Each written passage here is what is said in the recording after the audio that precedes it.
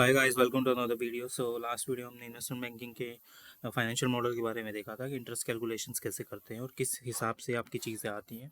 अब हम नेक्स्ट देखने वाले हैं कि इसमें वैल्यूएशंस कैसे होते हैं या आप नेट बाकी के शेड्यूल्स कैसे काम करते हैं। तो जैसे डिविडेंड और स्टॉक परचेज आपका एक आइटम आता है इसमें, जिसको बोलते हैं आप कोई भी चीज़ पर डिविडेंड कमाओगे, आपने शेयर्स खरीद रखे हैं वो चीज़, तो वो शेड्यूल कैसे बनता है। तो देखो, हमारा जो हमने ईयर लिया है 2005 से लेके 18 तक का ईयर लिया है, जिसमें हमारा प्रोजेक्टेड बेसिकली हमारा है 14 से लेके 18 तक।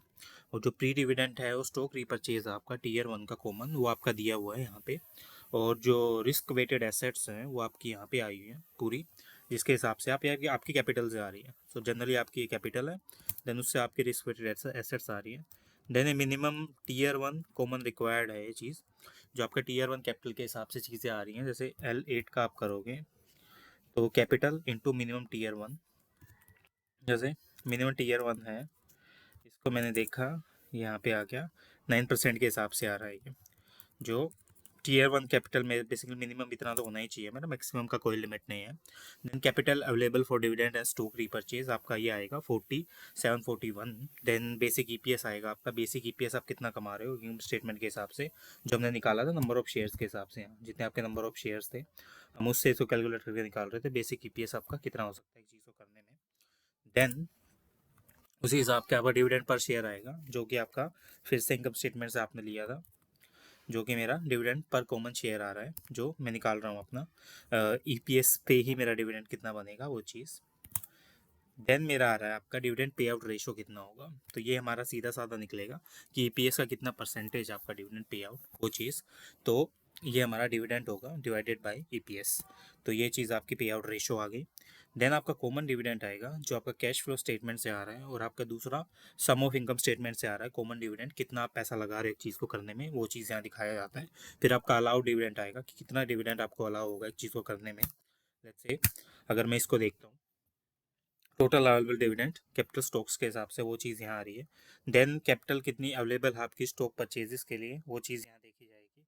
लेट्स से आपने कैपिटल अवेलेबल देखा और उसमें से आपने अलॉट डिविडेंड्स कटा दिया, तो ये आपका capital available for stocks and purchases ये चीज़ आ गई। फिर आपकी स्टॉक रीपरचेजेस आएंगे कि आपने कितने स्टॉक रीपरचेज किए ड्यूरिंग द ईयर, या फिर प्लान्ड और रीपरचेज किस हिसाब से आप चीज़ें कर रहे हो, तो वो यहाँ देखा जाता है। फिर आपका स्टॉक रीपरचेजेस अलाउड कितना होगा, लेट्स से आप कितने स्टॉक्स हैं जो रीपरचेज के हिसाब से अलाउ करोगे, तो आपका मिनिमम इसमें बैलेंस देखा जाता है। लेट्स से आपका कितना मिनिमम बैलेंस है, उसी हिसाब से आप बताते हो कितने स्टॉक्स मेरे अलाउ होंगे चीज़ों को करने में।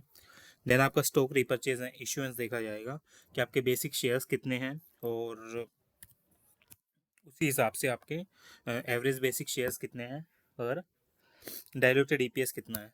डाइल्यूटेड ईपीएस आपका इनकम स्टेटमेंट के हिसाब से कितना आएगा, तो वो चीज़ यहाँ देखा जा सकता है डाइल्यूटेड ईपीएस। तो आप यहाँ पर डाइल्यूटेड ईपीएस देख सकते हो।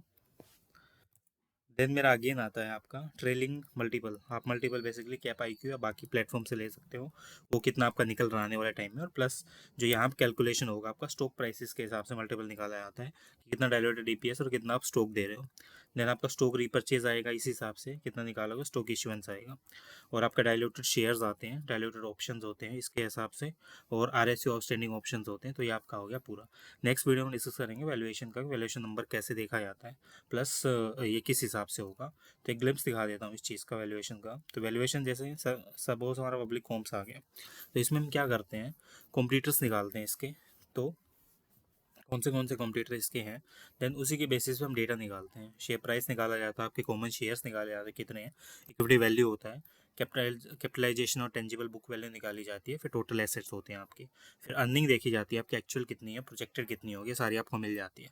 टेंजिबल निकलता है और return on tangible equity assets निकलता है। देन आपका मीडियन है, और इस हिसाब से कैपिटलाइजेशन एंड एसेट है, अर्निंग पर शेयर है, टेंजिबल बुक वैल्यू और रिटर्न ऑन टेंजिबल इक्विटी है। फिर आपका मीन निकलता है, दो हम मीन निकालते हैं एवरेज करके इस चीज़ का, तो ये आपका मीन आ गया। देन आपका वैल्यूएशन स्टैटिस्टिक्स आती है दूसरी कंपनीज की, सेम हम इसी करने में मीन और मीडियन लेते हैं। मीडियन हम क्यों लेंगे, क्योंकि हम बीच की वैल्यू लेते हैं, ना ज़्यादा ना कम वो चीज़। देन आपका नेट इनकम कैलकुलेशन आता है, जो आप इसी हिसाब से निकालते हो जो दूसरे ग्रुप्स का दिया हुआ है। तो एक छोटा सा है ग्लिप्स द वैल्यूएशन का। नेक्स्ट में डिस्कस करेंगे कैसे निकलती है। मिलते हैं नेक्स्ट वीडियो में।